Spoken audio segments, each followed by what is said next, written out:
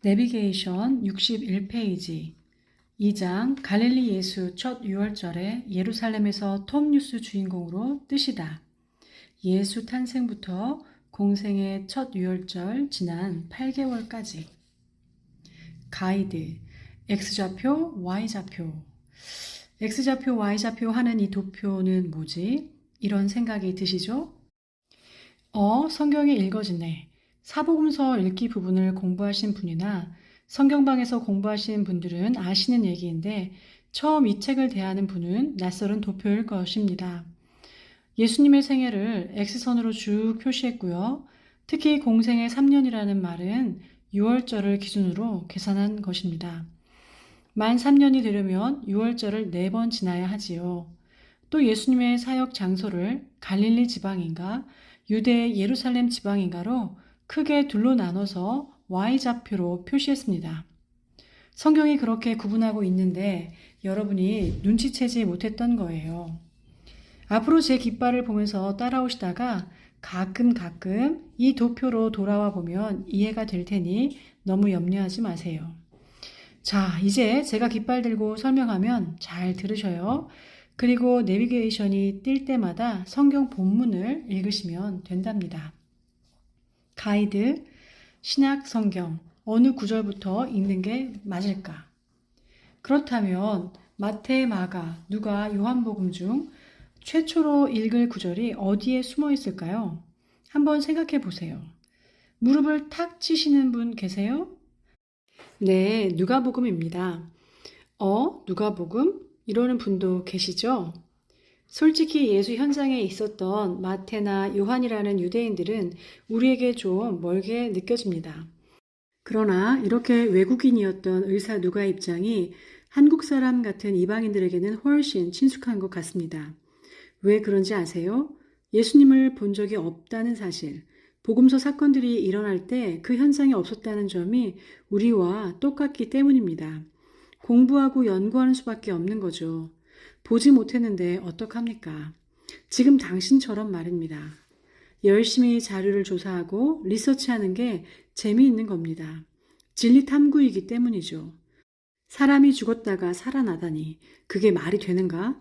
그런데 그 얘기가 로마를 비롯한 열방에 연병처럼 퍼지고 있다. 특종감이죠. 연구하는 사람들이 예수 현장에 있었던 사람들을 만나게 된다면 얼마나 열심히 그 얘기를 들었겠습니까? 마치 바울이 예수님의 제자들을 만나고 싶어 했던 것처럼 말입니다. 들은 얘기들 분명 보석처럼 기록해 놨을 겁니다. 학자 마인드를 갖고 있는 사람들은 말이죠. 또 이미 그런 기록들이 있었다면 이리저리 편집해서 정리해둔 노트도 있었겠죠. 2021년 현재 우리 한국도 이제는 일제강점기와 6.25 이후 일사후퇴하신 어르신들이 많이 돌아가신 상태잖아요. 그분들은 그때 상황을 육성으로 녹음해 두시기도 하고 또 그들이 사셨던 이북의 고향을 통일되면 가보라고 친필로 지도에 그려 놓으시기도 합니다. 역사가들은 그것을 사료로 수집하고요. 그냥 그렇게 생각하면 쉬울 거예요. 자, 이런 느낌을 갖고 드디어 신약 본문을 읽기 시작합니다. 예수 현장에 없었던 이방인 누가 입장에서 읽습니다. 나 현장에는 없었거든요. 리서치할 수밖에 없었죠. 이러고 말문을 열지 않았겠습니까? 내비게이션 누가복음 1장 1절로 4절. 이방 사람 누가 예수 현장에 없었는데 증인들 얘기 듣고 리서치 시작하다. 우리 가운데 일어난 일들에 대하여 차례대로 이야기를 엮어내는 누가복음을 읽습니다. 앞으로 우리는 누가처럼 이 작업을 할 것입니다. 마태, 마가, 요한의 정보도 참고하면서 말입니다.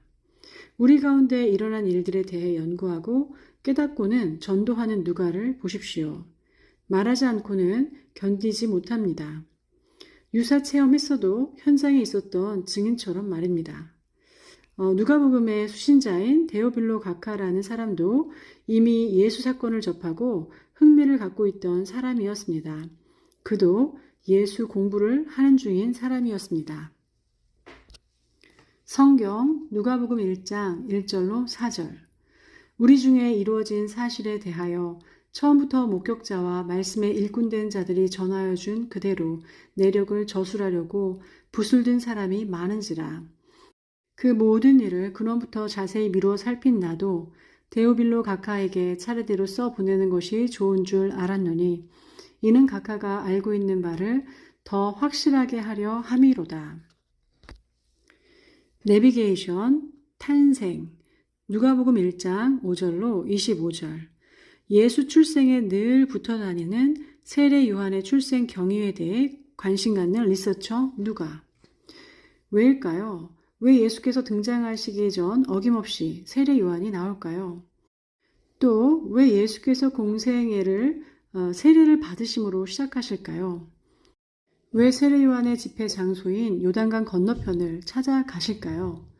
누가 리서처는 찾아냅니다. 구약 말라기 예언 때문이라는 것을. 말라기? 그렇습니다. 크고 두려운 여호와의 날이 이르기 전에 먼저 엘리야를 보내겠다고 말한 것이 구약의 마지막 말입니다. 그러니 신약의 첫 말은 엘리야의 출현일 수밖에 없습니다. 그는 구약의 모든 예언을 총대표하는 사람입니다. 구약의 끝에는 예언이 남아 있습니다. 신약은 그 예언에서부터 얘기를 시작할 것입니다. 아래 요점을 기억하며 세례 요한의 출생 경위를 읽어봅시다. 천사와 커뮤니케이션을 할 수 있을 정도의 영성을 갖춘 기도의 사람으로 살고 있습니다. 하루아침에 형성된 영성이 아닙니다. 그런 영성이 바탕이 되어서 어느 날 계시가 임합니다. 아들을 낳을 것인데 그 아들의 사명은 엘리야의 심령과 능력을 가진 나시린으로서 주의 길을 예비할 것이라는 계시였습니다. 이미 사가랴는 구약 예언, 엘리야의 역할, 메시아의 오심 등등에 대해 이해하고 있던 사람이었습니다. 구약 공부를 많이 해두었기 때문에 그 예언을 근간으로 성경적 묵상을 해왔고 자기에게 임한 아들에 관한 예언이 무슨 뜻인지 해석할 힘이 있었습니다. 그 후 엘리사벳이 임신합니다. 사가랴는 벙어리가 되어 하나님 앞에서 삽니다. 깊은 묵상, 성경 연구, 깊은 기도, 천상의 경험을 합니다. 실어증에 걸린 극한 상황에서의 영적 체험입니다. 그 영적인 분위기가 임신 중인 엘리사벳에게도 전가되었을 것이 분명합니다. 태교 확실합니다. 태어날 아들이 어떤 사명을 감당해야 할지 이미 이 부부는 알고 있습니다. 아이를 낳기 전부터 기도의 고통 속에 있습니다. 아이의 사명을 받아내는 멋진 부부입니다. 우린 알고 있습니다. 결국 그 아들의 끝이 비참한 참수형이라는 사실을. 그렇게 아들을 앞세울 수 있는 그릇, 천상의 경험이 아니고서는 가능하겠습니까?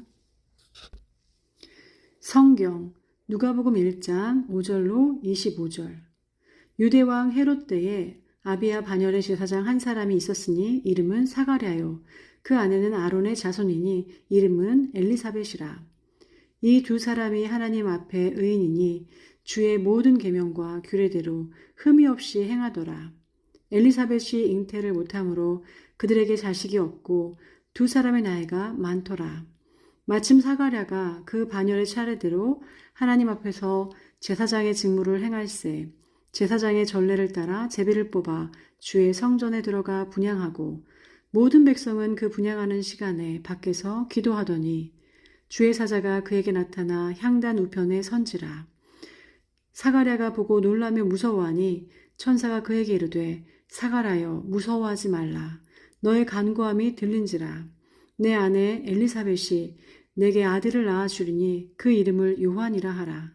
너도 기뻐하고 즐거워할 것이요 많은 사람도 그의 태어남을 기뻐하리니 이는 그가 주 앞에 큰 자가 되며 포도주나 독한 술을 마시지 아니하며 모태로부터 성령의 충만함을 받아 이스라엘 자손을 주 곧 그들의 하나님께로 많이 돌아오게 하겠습니다.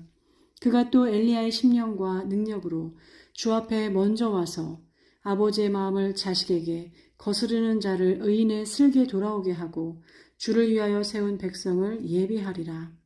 사가랴가 천사에게 이르되 내가 이것을 어떻게 알리요? 내가 늙고 아내도 나이가 많으니이다. 천사가 대답하여 이르되 나는 하나님 앞에 서 있는 가브리엘이라. 이 좋은 소식을 전하여 내게 말하라고 보내심을 받았노라. 보라, 이 일이 되는 날까지 내가 말 못하는 자가 되어 능히 말을 못하리니 이는 내가 내 말을 믿지 아니함이거니와 때가 이르면 내 말이 이루어지리라 하더라. 백성들이 사가랴를 기다리며 그가 성전 안에서 지체함을 이상히 여기더라. 그가 나와서 그들에게 말을 못하니 백성들이 그가 성전 안에서 환상을 본 줄 알았더라. 그가 몸짓으로 뜻을 표시하며 그냥 말 못하는 대로 있더니 그 직무의 날이 다 되매 집으로 돌아가니라. 이후에 그의 아내 엘리사벳이 잉태하고 5달 동안 숨어 있으며 이르되 주께서 나를 돌보시는 날에 사람들 앞에서 내 부끄러움을 없게 하시려고 이렇게 행하심이라 하더라. 내비게이션 누가복음 1장 26절로 38절. 세례 요한 출생에 늘 이어붙는 예수 출생. 마리아, 그녀도 천사로부터 수태 예언을 받다. 정확하게 6개월 후 또 예언입니다. 가브리엘 천사가 나타납니다. 천사 가브리엘, 예스. 그녀는 천사를 가브리엘로 감지했습니다. 마리아의 확신입니다. 예수 수태 정보는 마리아에 의해 전해진 정보입니다. 마리아 역시 대단한 영성을 갖고 하나님께 기도해온 여인임에 틀림없습니다. 400년의 신구약 중간시대를 지나면서도 이런 영의 사람들이 계속 있어 왔다는 점이 얼마나 감사합니까? 사가랴도 그런 사람이 아니었던가요? 평상시에 기도 세계가 없으면 어떻게 이런 영적인 교감이 가능했겠습니까? 아기가 태어날 것이란다. 사가랴 가정에 일어난 것과 똑같은 패턴입니다. 아기의 이름도 세례 요한 때처럼 주어집니다. 그 이름 예수. 이번에는 갈릴리 나사렛 무대입니다. 주인공은 지금 사랑에 빠져있는 마리아와 요셉입니다. 사가랴가 세례 요한의 사명을 먼저 자각하고 아들을 받았던 것처럼 이번에는 마리아가 아들의 역할이 무엇인지를 받아냅니다. 그 아들 예수의 사명이 무엇인지 아래의 포인트에 유의하며 읽어봅시다. 그리고 이 특징을 구약과 연결해서 묵상해 봅시다. 또한 앞으로 과연 이 일이 이루어질 것인지 점검해야 합니다. 21세기 이방인 리서처, 당신의 머릿속에 메모해 놓는 것이 좋습니다. 그래야 복음서 끝에 가서 예수 설교가 이해될 것입니다. 지극히 높으신 이의 아들이다. 천자 사상과 비교해 보라. 타 종교와도 견줄 수 있어야 한다. 다윗 왕조 가문을 이을 왕이 될 것이다. 그의 나라와 통치는 영원할 것이다. 이 얼마나 정확한 구약의 핵심입니까? 그리고 앞으로 일어날 신약의 핵심입니까? 더 이상 정확한 표현이 없을 것 같습니다. 성경 누가복음 1장 26절로 38절. 6째 달에 천사 가브리엘이 하나님의 보내심을 받아 갈릴리 나사렛이란 동네에 가서 다윗의 자손 요셉이라 하는 사람과 약혼한 처녀에게 이르니 그 처녀의 이름은 마리아라. 그에게 들어가 이르되 은혜를 받은 자여 평안할지어다. 주께서 너와 함께 하시도다 하니 처녀가 그 말을 듣고 놀라 이런 인사가 어찌함인고 생각하매 천사가 이르되 마리아여 무서워하지 말라. 내가 하나님께 은혜를 입었느니라. 보라 내가 잉태하여 아들을 낳으리니 그 이름을 예수라 하라. 그가 큰 자가 되고 지극히 높으신 이의 아들이라 일컬어질 것이요 주 하나님께서 그 조상 다윗의 왕위를 그에게 주시리니 영원히 야곱의 집을 왕으로 다스리실 것이며 그 나라가 무궁하리라. 마리아가 천사에게 말하되 나는 남자를 알지 못하니 어찌 이 일이 있으리이까. 천사가 대답하여 이르되 성령이 내게 임하시고 지극히 높으신 이의 능력이 너를 덮으시리니 이러므로 나실 바 거룩한 이는 하나님의 아들이라 일컬어지리라. 보라 내 친족 엘리사벳도 늙어서 아이를 배었느니라. 본래 임신하지 못한다고 알려진 이가 이미 6달이 되었나니 대저 하나님의 모든 말씀은 능하지 못하심이 없느니라. 마리아가 이르되 주의 여종이 오니 말씀대로 내게 이루어지이다 하매 천사가 떠나가니라. 내비게이션, 가이드, 엘리사벳 언니에게 가있자. 본문 읽으셨죠? 자, 마리아의 다음 행보가 상상되지 않습니까? 친족 엘리사벳에게도 이미 6개월 전에 천사가 나타났고 지금은 임신 중이라는 소식 확인하고 싶겠죠. 마리아에게는 증표였을 것입니다. 자기에게 나타난 천사의 예언이 정말 사실인지 확인해 볼 수 있는 여행 꾸러미를 챙겨서 집을 떠나기로 결심합니다. 그런데 문제는 그녀의 피앙새, 정혼한 남편 요셉이 걸립니다. 말하고 떠나야죠. 엘리사벳이 살고 있는 유대 지역 산지로 이동하기 전 모름지기 요셉에게 이 엄청난 경험을 고백했을 겁니다. 사랑하는 요셉에게 말 한마디 없이 3개월 동안이나 잠수 탈 리 없겠죠. 요셉이 고민하면서 가만히 관계를 끊으려고 생각한 것만 보더라도 알 수 있잖아요. 자, 마리아가 3개월간 엘리사벳 집에 가 있는 동안 요셉은 고민 중입니다. 내비게이션 마태복음 1장 18절로 25절. 고민 중인 마리아의 남편 요셉에게도 천사가 나타나다. 정혼한 사이에 엄청난 사건이 생겼습니다. 마리아는 사랑하는 이에게 이 소식을 전한 후 엘리사벳 집으로 떠났을 거고 요셉은 우울합니다. 이 상황에서 요셉에게도 천사가 나타납니다. 예수 탄생에서 빠질 수 없는 천사의 역할, 매우 신비롭습니다. 천사를 만난 이들, 일생일대의 신비로운 체험이었을 것입니다. 사가랴, 마리아에 이어 이번에는 요셉에게 천사가 나타난 것입니다. 요셉에게 게시된 내용은 무엇이었을까요? 똑같은 메시지입니다. 예수, 그가 어떤 일로 이 세상에 오게 되는지 그의 역할을 전하기 위해 천사가 나타난 것입니다. 세 사람에게 예언된 예수의 역할이 무엇인지 통합해 봅시다. 그리고 그대로 되는지 눈에 불을 켜고 추적해 봅시다. 고민하지 말고 아내인 마리아를 데려와라. 이름은 예수다. 백성을 저희 죄에서 구원할 자이다. 예수가 오신다는 사실은 이미 구약에 예언되어 있다. 이사야서 7장 14절이다. 임마누엘이 그 이름의 뜻이다. 하나님이 우리와 함께 계시다. 요셉이 예수 출생을 수용한다는 것은 엄청난 성경적 지식이 필요합니다. 구약 성경의 배경 지식 없이는 자기에게 일어난 일을 결코 이해할 수 없습니다. 요셉 역시 의로운 남은 자였음이 분명합니다. 구약의 이해, 성경의 이해, 이 기본이 있어야만 가능한 얘기입니다. 성경, 마태복음 1장 18절로 25절. 예수 그리스도의 나심은 이러하니라. 그의 어머니 마리아가 요셉과 약혼하고 동거하기 전에 성령으로 잉태된 것이 나타났더니 그의 남편 요셉은 의로운 사람이라. 그를 드러내지 아니하고 가만히 끊고자 하여 이 일을 생각할 때에 주의 사자가 현몽하여 이르되 다윗의 자손 요셉아 내 아내 마리아 데려오기를 무서워하지 말라. 그에게 잉태된 자는 성령으로 된 것이라. 아들을 낳으리니 이름을 예수라 하라. 이는 그가 자기 백성을 그들의 죄에서 구원할 자이심이라 하니라. 이 모든 일이 된 것은 주께서 선지자로 하신 말씀을 이루려 하심이니 이르시되 보라 처녀가 잉태하여 아들을 낳을 것이요 그의 이름은 임마누엘이라 하리라 하셨으니 이를 번역한즉 하나님이 우리와 함께 계시다 함이라. 요셉이 잠에서 깨어 일어나 주의 사자의 분부대로 행하여 그 아내를 데려왔으나 아들을 낳기까지 동침하지 아니하더니 나음의 이름을 예수라 하니라. 내비게이션, 가이드, 임신한 두 여인이 만나서. 상상해 보세요. 이쯤 마리아는 제정신이 아니었을 겁니다. 요셉 역시 기도 없이는 살 수 없었을 겁니다. 특별한 영적 체험들을 하는 거죠. 사가랴 부부나 마리아 커플이나 일상생활을 하기 어려울 만큼 고난도의 문제가 떨어진 거니까요. 하루라도 못 보면 보고 싶었을 그 시기에 마리아는 높으신 이의 능력으로 생각하고 행동하고 움직였을 겁니다. 갈릴리를 떠나 유대 지역으로 여행을 할 때 마리아는 이미 성령으로 잉태된 상태였습니다. 마리아는 많은 생각을 했을 겁니다. 천사가 말하신 대로 엘리사벳도 아이를 가졌다는데 과연 그런지 만나봐야지.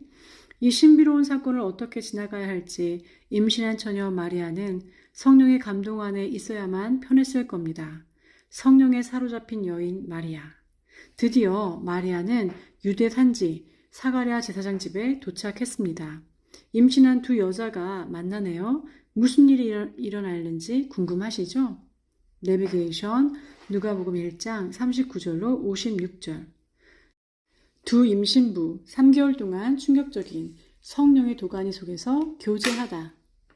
역시 엘리사벳을 만나는 순간 신기한 일이 벌어졌습니다. 엘리사벳 뱃속의 아이가 요란하게 태동을 합니다. 그와 동시에 엘리사벳이 성령에 감동되어 메시지를 쏟아내는 게 아닙니까? 이런 돌발 상황에 마리아 역시 그동안 응집된 영적 묵상이 폭발합니다. 영혼에 투영된 메시지가 언어 행위로 풀어집니다. 서로 주체할 수 없는 체험을 합니다. 모름지기 두 사람은 평상시에도 영적인 교제를 하고 있었던 사이였을지도 모릅니다. 마치 오늘도 손잡고 기도 제목을 나누는 교우들이 있는 것처럼 말입니다. 마리아가 쏟아내는 찬양의 가사는 가히 구약 전체 내용입니다. 구약의 주제입니다. 소위 마리아의 노래라고 알려진 유명한 노래입니다. 그야말로 시편입니다. 이 노래는 지금까지도 크리스마스, 칸타타 등으로 연주되고 있습니다. 얼마나 대단한 여인입니까? 구약 성경 내용에 깊이 뿌리내리지 않으면 뿜어 올릴 수 없는 가사를 또록한 정신을 갖고 노래했으니 구약 전체 예언의 성취를 총정리해서 찍어내는 것을 보십시오. 구약을 읽어낸 당신도 한번 찾아보십시오. 당신에게도 이 노래가 해석되는지 음미하며 읽어보십시오. 이보다 더 간단 명료한 구약의 요점 정리가 있을 수 있을까요? 하나님의 큰 일이 시작되어 지금까지 흘러왔는데 그 일은 인류 구원을 향한 일이다. 하나님 나라와 열방 왕들 나라를 보라. 세계 제국의 왕들은 교만하여 끌어내리실 것이다. 그러나 가난한 자들에게 복음을 전하시는 왕은 영원하시다.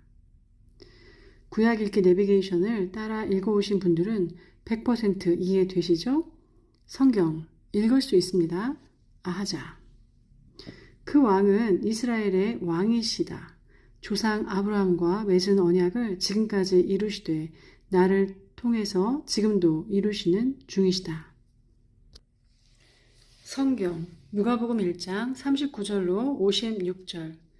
이때 마리아가 일어나 빨리 산중에 가서 유대의 한 동네에 이르러 사가랴의 집에 들어가 엘리사벳에게 문안하니 엘리사벳이 마리아의 문안함을 들으매 아이가 복중에서 뛰노는지라.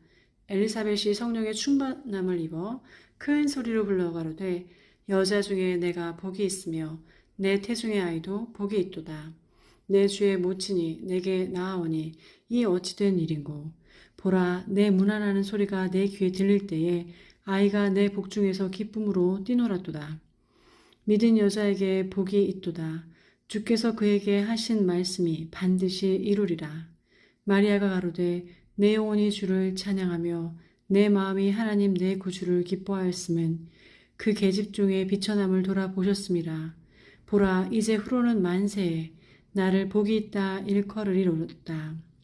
능하신 이가 큰 일을 내게 행하셨으니 그 이름이 거룩하시며 긍휼하심이 두려워하는 자에게 대대로 이르는도다.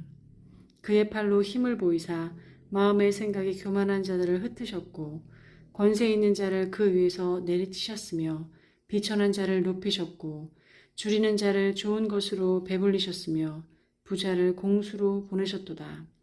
그 종 이스라엘을 도우사 긍휼히 여기시고 기억하시되 우리 조상에게 말씀하신 것과 같이 아브라함과 및 그 자손에게 영원히 하시리로다 하리라. 마리아가 석 달쯤 함께 있다가 집으로 돌아가니라. 내비게이션 누가복음 1장 57절로 80절. 드디어 세례 요한 출생. 마리아는 3개월쯤 지내다가 나사렛으로 돌아갔고 엘리사벳은 아들을 낳습니다. 8일째 되는 날 할례를 행할 때 이름을 받습니다. 이 순간 사가랴의 입술이 풀어지면서 노래를 하는 것이 아닙니까? 얼마 전 엘리사벳, 마리아가 하던 그 노래를 이어 부르듯 그 가사 내용 기록되었다는 것이 얼마나 신비롭습니까? 자, 이쯤에서 당신도 힌트 없이 사가랴의 노래를 분석해 보십시오. 두 여인의 노래와 어떤 연관이 있고 앞으로 이스라엘 백성 전체에게 어떤 일이 일어날 것이며 그 일을 위해 이 아기는 어떤 일을 할 것인지. 성경 누가복음 1장 57절로 80절. 엘리사벳이 해산할 기한이 차서 아들을 낳으니 이웃과 친족이 주께서 그를 크게 긍휼히 여기심을 듣고 함께 즐거워하더라. 8일이 되매 아이를 할례하러 와서 그 아버지의 이름을 따라 사가랴라고 하고자 하더니 그 어머니가 대답하여 이르되 아니라 요한이라 할 것이라 하매 그들이 이르되 내 친족 중에 이 이름으로 이름한 이가 없다 하고 그의 아버지께 몸짓하여 무엇으로 이름을 지으려 하는가 물으니 저가 서판을 달라 하여 그 이름을 요한이라 쓰매 다 놀랍게 여기더라.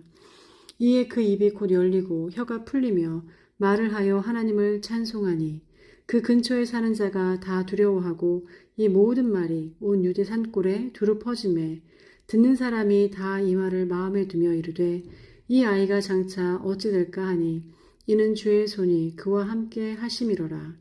그 붙인 사가랴가 성령의 충만함을 받아 예언하여 이르되 찬송하리로다 주 이스라엘의 하나님이여 그 백성을 돌아보사 속량하시며 우리를 위하여 구원의 뿔을 그 종 다윗의 집에 일으키셨으니 이것은 주께서 예로부터 거룩한 선지자의 입으로 말씀하신 바와 같이 우리 원수에게서와 우리를 미워하는 모든 자의 손에서 구원하시는 일이라.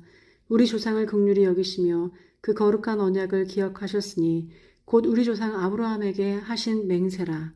우리가 원수의 손에서 건지심을 입고 종신토록 주의 앞에서 성결과 의로 두려움이 없이 섬기게 하리라 하셨도다. 이 아이여 내가 지극히 높으신 이의 선지자라 일컬음을 받고 주 앞에 서서 가서 그 길을 준비하여 주의 백성에게 그 죄사함으로 말미암는 구원을 알게 하리니 이는 우리 하나님의 긍휼로 인함이라. 이로써 돋는 해가 위로부터 우리에게 임하여 어둠과 죽음의 그늘에 앉은 자에게 비치고 우리 발을 평강의 길로 인도하시리로다 하니라. 아이가 자라며 심령이 강하여지며 이스라엘에게 나타나는 날까지 빈 들에 있으니라. 내비게이션 누가복음 2장 1절로 7절. 드디어 예수 탄생. 세례 요한 출생 이후 예수님도 탄생하십니다. 누가는 세례 요한 출생에 예수 탄생을 얽어놨습니다. 외국인 누가 그는 예수라는 사람의 처형, 부활의 미스테리를 연구한 사람이라고 앞에서 얘기했습니다. 그런데 이방인 누가의 구약 실력을 보십시오. 창조주를 알고 있는 종족 이스라엘 나라에 나타날 구원자. 그가 그라는 것을 알아볼 수 있는 징조들도 엄청 많이 파악하고 있으니 말입니다. 그 앞길을 예비하는 어떤 사람이 미리 와야 하는 것 정도는 기본으로 꿰고 있습니다. 그래서 세례 요한 출생을 예수 출생과 밀접하게 연결시키는 것입니다. 유독 누가만 세례 요한 출생 기록을 이렇게 자세히 조사했습니다. 분명 의도를 가지고 사가로서 사기를 그렇게 구성한 것입니다. 사가, 연구가의 입장을 잃지 않고 아구스도의 호적 명령이 떨어진 때에 예수가 탄생하셨다고 분명히 밝힙니다. 실제 있었던 일임을 자료와 함께 내보이고 있습니다. 갈릴리 나사렛 동네에 살던 요셉과 마리아는 유대 베들레헴 지역으로 이동해야만 합니다. 갈릴리에는 주민등록 등본이 있고 유대에는 호적 등본이 있기 때문에 노중 출산이라는 희한한 일이 생깁니다. 초산이라 호정일을 마치고 갈릴리 집으로 돌아올 즈음에 출산하지 않을까 생각했을지도 모릅니다. 여행길에 출산하기를 원하는 사람이 어디 있겠습니까? 다른 가능성은 이미 구약에 능통한 이들이 베들레헴에서 구주가 나신다는 예언을 예감하고 있을지도 모를 일이고 어쨌든 성수기에 여행하다 보니 숙소를 잡지 못하고 결국 아기 예수를 누일 장소가 없었던 것 같습니다. 고고학자들은 베두인들이 양을 재우는 평평한 동굴 같은 숙소일 가능성을 비치기도 합니다. 성경 누가복음 2장 1절로 7절. 이때에 가이사 아구스도가 영을 내려 천하로 다 호적하라 하였으니 이 호적은 구레뇨가 수리아 총독되었을 때에 첫 번 한 것이라. 모든 사람이 호적하러 각각 고향으로 돌아가매 요셉도 다윗의 집 족속인 고로 갈릴리 나사렛 동네에서 유대를 향하여 베들레헴이라 하는 다윗의 동네로 그 정혼한 마리아와 함께 호적하러 올라가니 마리아가 이미 잉태되었더라. 거기 있을 그때에 해산할 날이 차서 마다들을 낳아 강보에 싸서 구유에 누웠으니 이는 사관에 있을 곳이 없음이로라.